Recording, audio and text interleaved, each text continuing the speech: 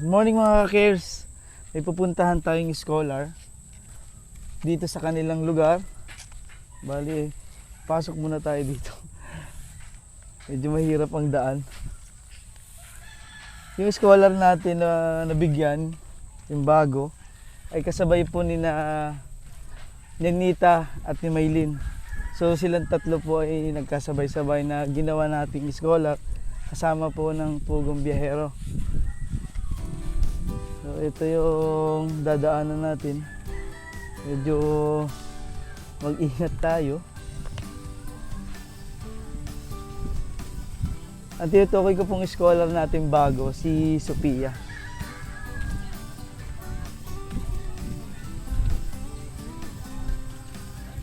Nagahan namin baka kasi nagtrabaho na si tatay niya kasi nga nangangalakal ho. Sina Sophia? Ayun. Ang ating batang scholar, siya po ay honor student.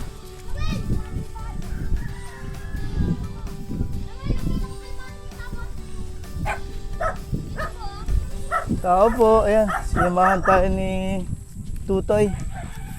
May tao kaya dyan? Tao po. Kumusta? Bakit nangyari sa bahay nyo? Bakit nabutas yan? Ano kaya ang nangyari sa kanilang bahay? Bakit?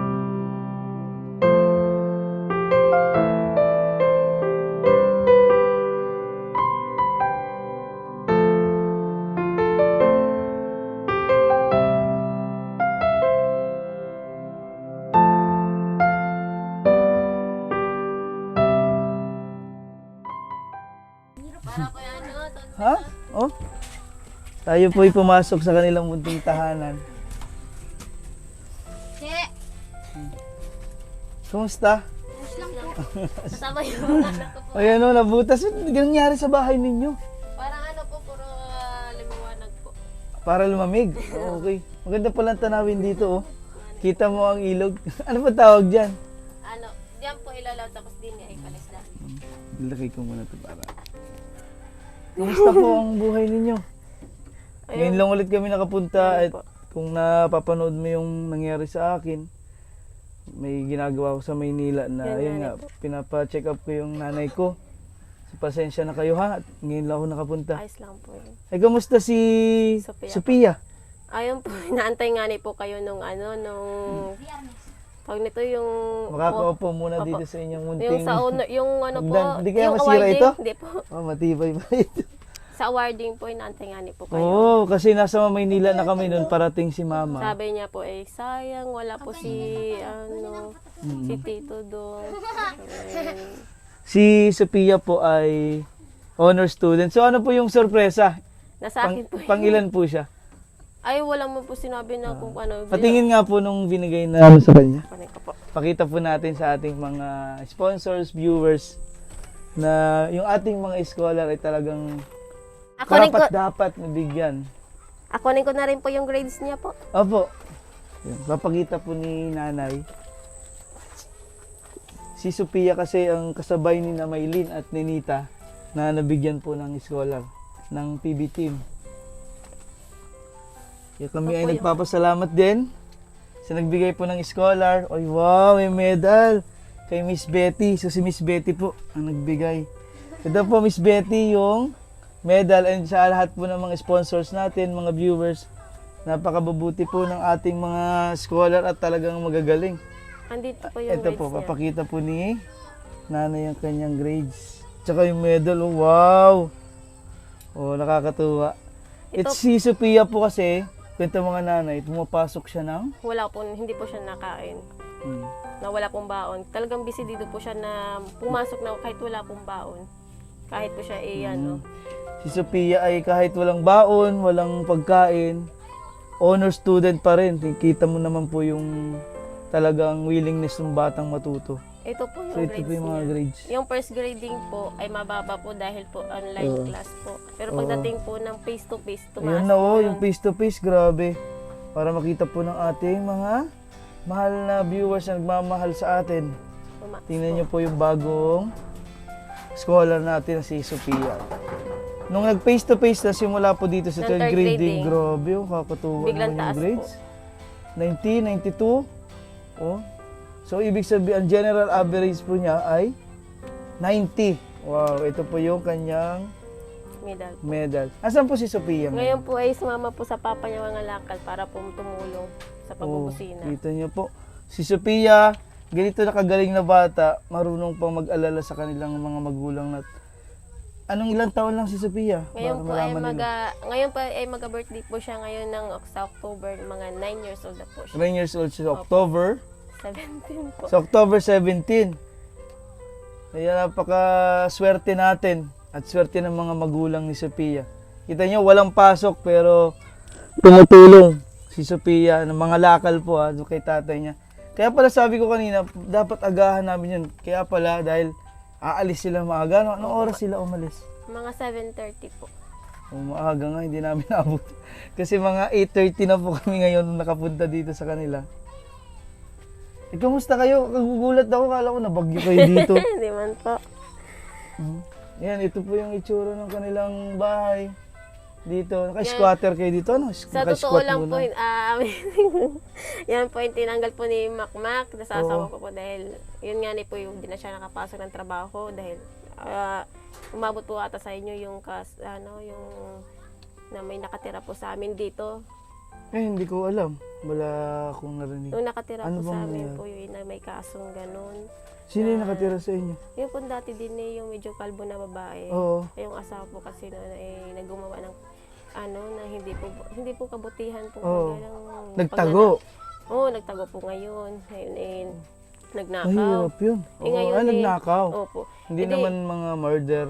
Hindi man po. Nagnakaw lang. Nagnakaw Hindi po. naman yun masyadong pero yun nga, dahil sa kahirapan talaga Nga ni minsan. po. Pero hindi naman rason po ang kahirapan. Ano? Nga ni po. Magtrabaho katulad ni Makmak. Mm, Nangangalakal lang maayos, ano? opo. Tapos yung unang po niyang sidecar ay binalik po noon dahil ayaw niya inagamit na sa ganun, sa mga ganyan nga sa mga pagnanakaw. Din, ilang buwan siya na huminto noon, kaya yan ang yung pinag-iinteresan niya kaysa naman po Pinag-interesan ni? ni Makmak yung mga yero. Yung yero po, para meron kayong makain, Yun nga ni po. binenta niya po yung Yung mga yero. ibang parts ng inyong bahay. Opo. Oh. Ay, kumusta siya? Kumain na ba kayo? Tapos na po kumain. Oh, buti may pagkain pa kayo. May bahaw naman po natira kagabi. Wawa ang mga bata, buti nakakain na. Si Sophia, kailan ang pasok? August 22 po. August 22 pa sila. Opo. So ilang araw pa, bali August, ano na ngayon, ano? 12? Oh, 11? 12 po. 12, so may 10 days pa. Opo. So ito po, kami nagpapasalamat at nag-grant po natin. Bali gagawan ko ng scholarship, Sophia po. Oo, na para katibayan na siya isang scholar natin ng Dongs TV. Ngayon At po, nagpapasalamat po kay Miss Betty dahil napili po si Sophia bigyan ng scholarship at karapat dapat po yung bata. Kita niyo naman po. Ito yung awards niya, ito yung grades niya at kung walang pasok, tumutulong kay tatay niya para minsan po makapaghanap buhay. minsan po ay naghugas ng plato, nagalinis-linis, natulong po sa akin. Meron na bang mga gamit si Sophia? Yung gamitin niya po yung binigay niya po sa kanya. Pero kulang na Kulang mga kailangan na. niya. So, andito kami para pangitiin ang pamilya po ni Nanay at ni Sophia. So, ito, nanalo kayo ng igana mo ate ang iyong kamay. Yan, dito. Oh. Ito ang galing po ito sa ating mabubuting sponsor at sa lahat po ng ating mga viewers na na-appreciate po namin yung pag hindi kayo nag-skip ng ads. Malaki po ang tulong sa amin nun. Tsaka, ito na po. Ito po ang 1. Dito ko na inabot ang reward para sa bata.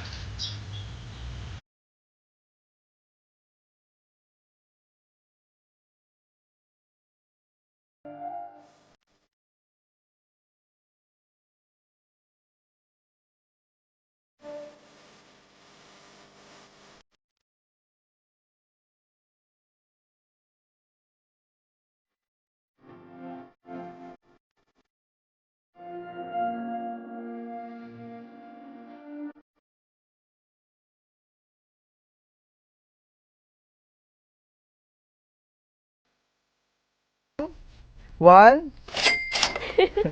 Yan. 2,000. Para po sa... Pamili na akong gamit sa mga. Oo.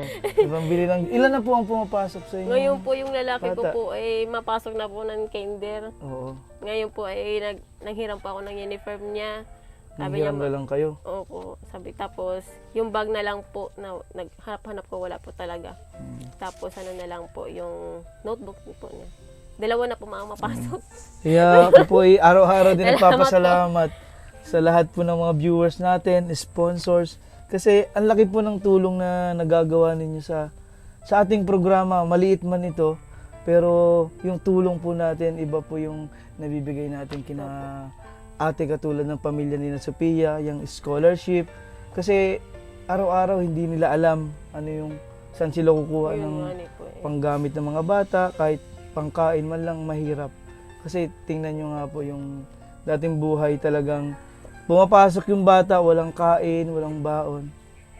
Pero ito yung kapalit, honor student pa rin siya. Salamat po, pamili na ako ng gamit na aking anak, lalo na po ay papasok na po yung pangalawa kong anak. Salamat po, may pambili na akong requirements. Oo. Ayun. Kaya gusto ko rin pong sabihin sa inyo pong mga tulong, malaking like and napakatinding shares. Malaki pong tulong yun. I-share nyo po yung ating video para po marami pa tayong magawang pagtulong sa ating mga kababayan. Kaya maraming salamat po.